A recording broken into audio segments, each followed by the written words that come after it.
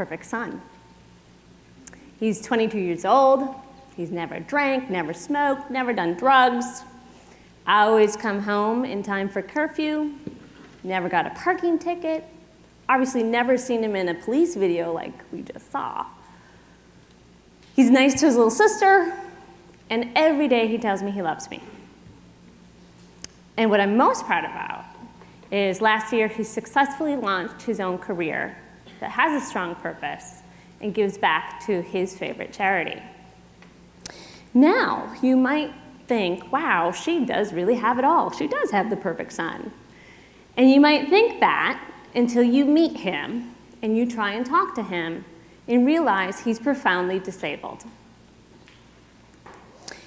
He actually started out pretty perfect.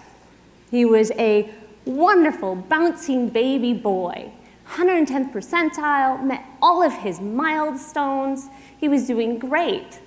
Look at his face in this picture. He's seeking you out. He wants your attention. He wants to be engaged with you. At about 15 months, that all changed, and he delved into the world of autism. And at first, he lost his language. Then he lost his fine motor and some of his gross motor. And when it got really, really bad, I ended up with a child that I couldn't hug, I couldn't touch. He wouldn't even acknowledge I was in the room. And he didn't know what to do with himself, and so he'd have these horrible tantrums and throw himself on the floor and hit his head until it started to bleed. Now, we look at this picture. My hopes and dreams for him at that time was, I want him to go to college. I want him to start a career. I want him to have a family and be happy. When we got to this stage, I only wanted one very simple thing. My biggest hope was that someday he would say one word that I was desperate to hear: Mommy.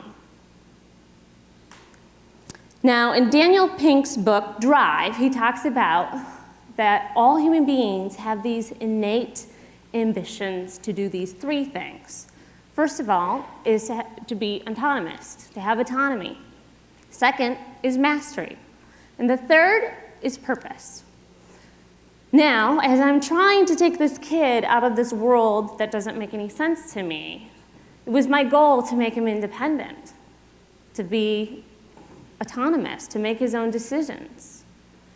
It was also my goal to get him to learn how to read and write and read a street sign and do all those things and maybe develop a passion about chemistry or STEM or something, to do something with his life.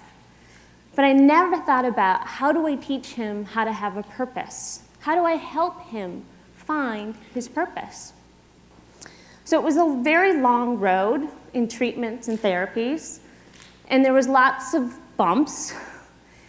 And one of my favorites is a speech therapist that one day pulled me inside and said, you know what, Mrs. Wildes, I think you need to accept that he will probably never speak. And I looked at her and I said, I think you need to do a better job.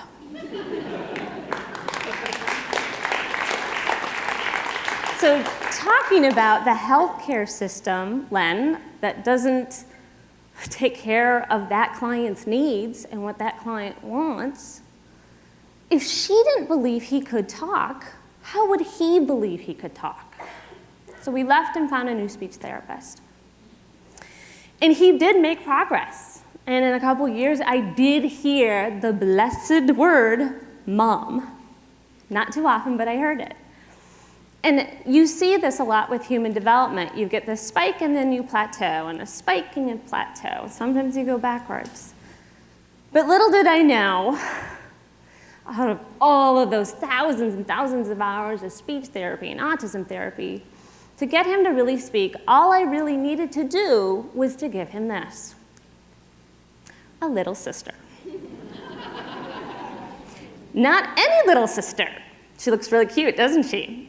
But she also looks like a terror, right? You can see that. In fact, his nickname for her was Babyzilla.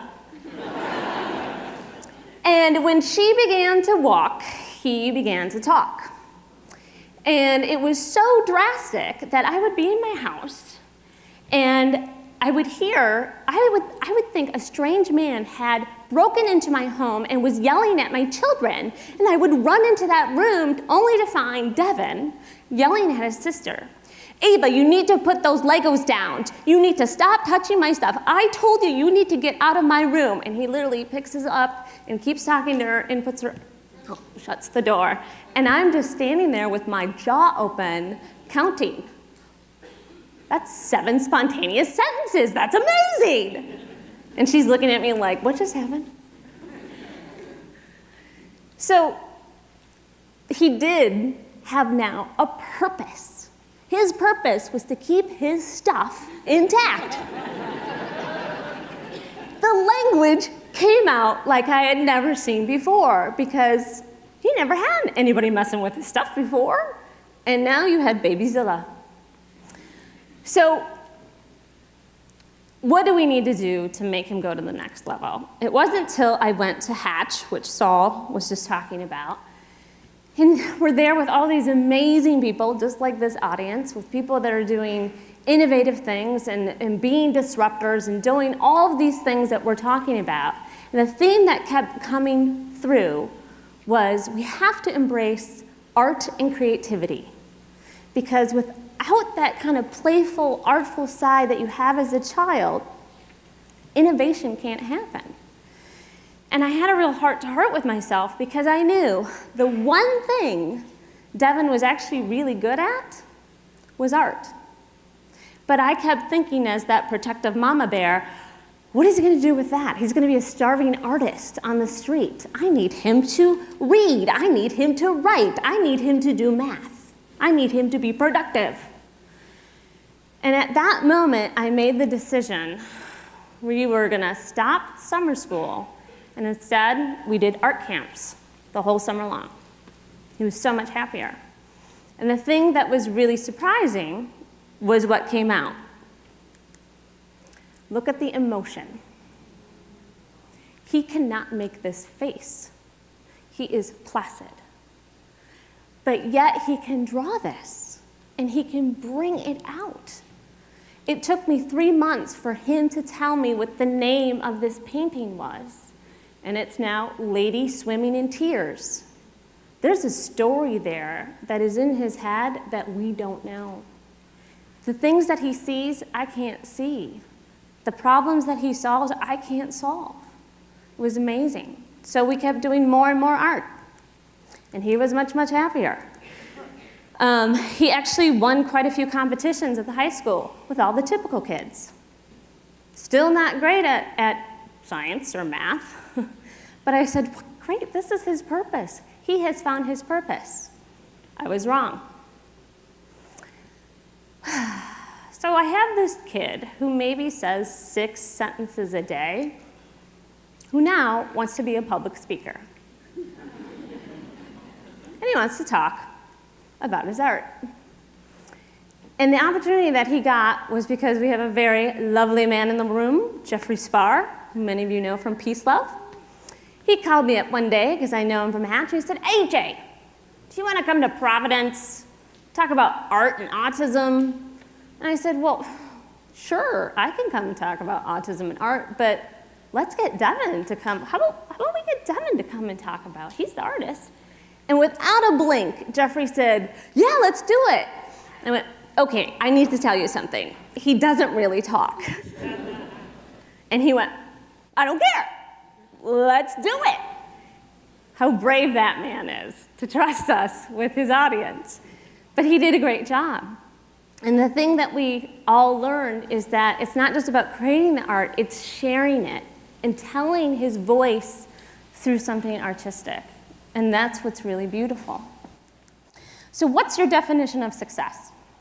He's not in college. Remember, that's what I really wanted him to be, was go to college, get a career, have a family. I think he's the most successful 22-year-old I know. You want to know why? He doesn't think there's one thing wrong with him.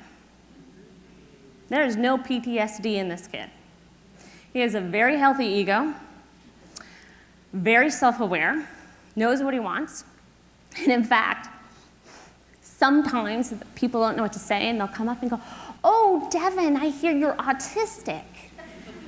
And he goes, "No, you mean artistic."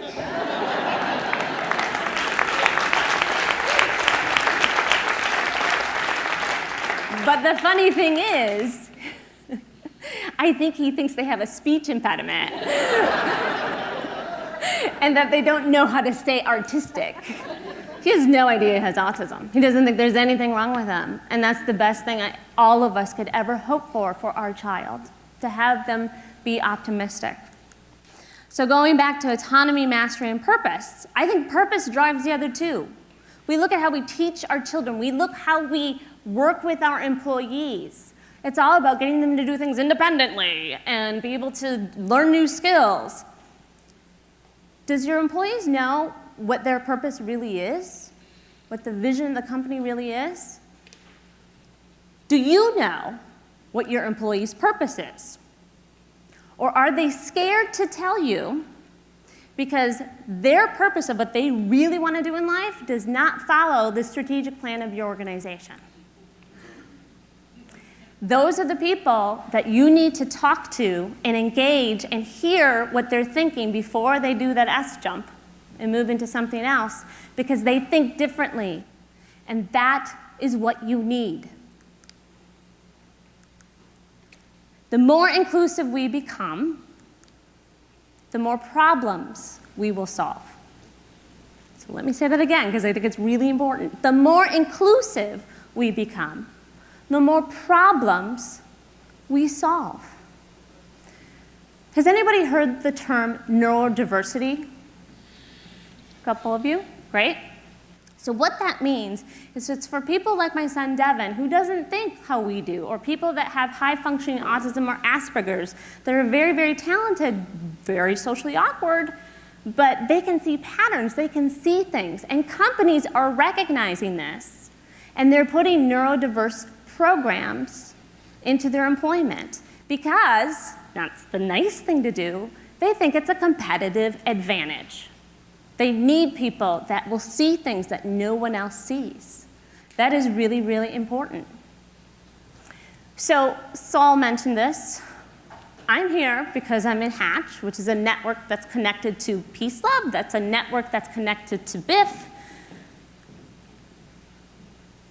But Devin would not be here if it wasn't for me. What are we doing to reach out to find the next Devin Wildes? What are you doing the next time you have a meeting, forming a committee, or you're holding an event? How are you finding those different thinkers?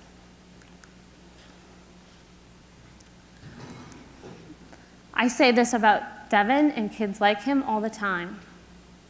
They're different, but it doesn't mean that they're less.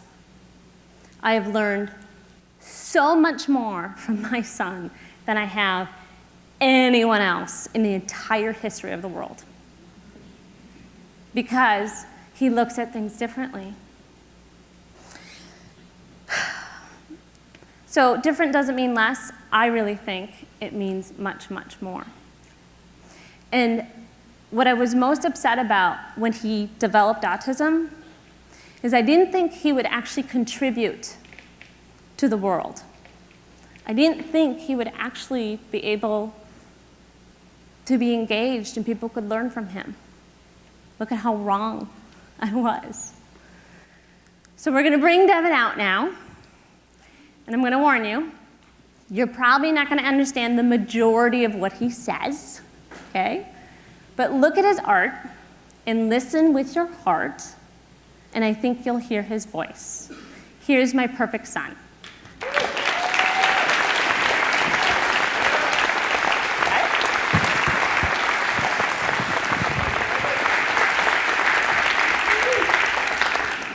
Hey everybody, my name's Devin. I need to meet my also.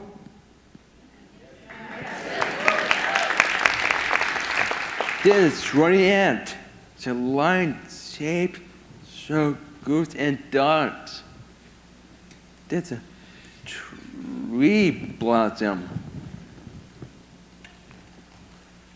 This is Spanish mother.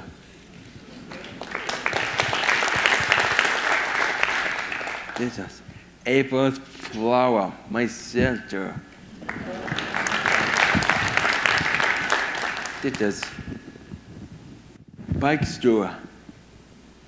I painted in chairs and make work tough fast. This is hairless skeleton. This is a spiral fly. Paint the grass like blood. This is a dark sky to make a lighthouse.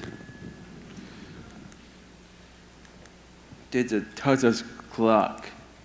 I painted a clock.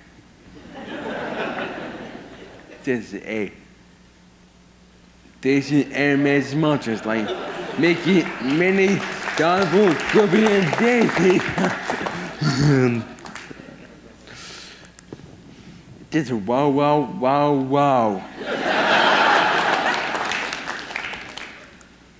This is a Devin picture in 1969. My dad was born. In 1972, my mom was born. In 1994, my parents was married. In 1995, I was born. In 2008, my sister was born. In 2014, Iron Man. This is a Lego part called Castle of a Glass. This is Sonic. I go hold my socks. It's just a Carlos block, like space, pants and castle. This is person face. It's behind a tree. This Bahamas piece. I live Bahamas. This poor me and sis look like an alien. So scary. You see? There's evolution like Brachiosaurus. My youngest dog, Mandy. I am in the dog. There's a purple rabbit, look like a bird. Mountain roads, moons, rocks, and mountains. There's a Krabby Patty, dark vegetarian, and tree with soldiers. It's a robot baby. There's a Devin dance you. Perception of cookies. There's evolution machines. Pizza in the sky. Tarantula in the toilet. Rock statue. Commander Devin. Little red Goldilocks. Hotel. And Seminole Dolly. I'm making Seminole Dolly. Chinese dragon. 2 even tongues, 2 chopsticks. This is a Shumi lady with tails. There's dark skies and dark trees. They are all art show.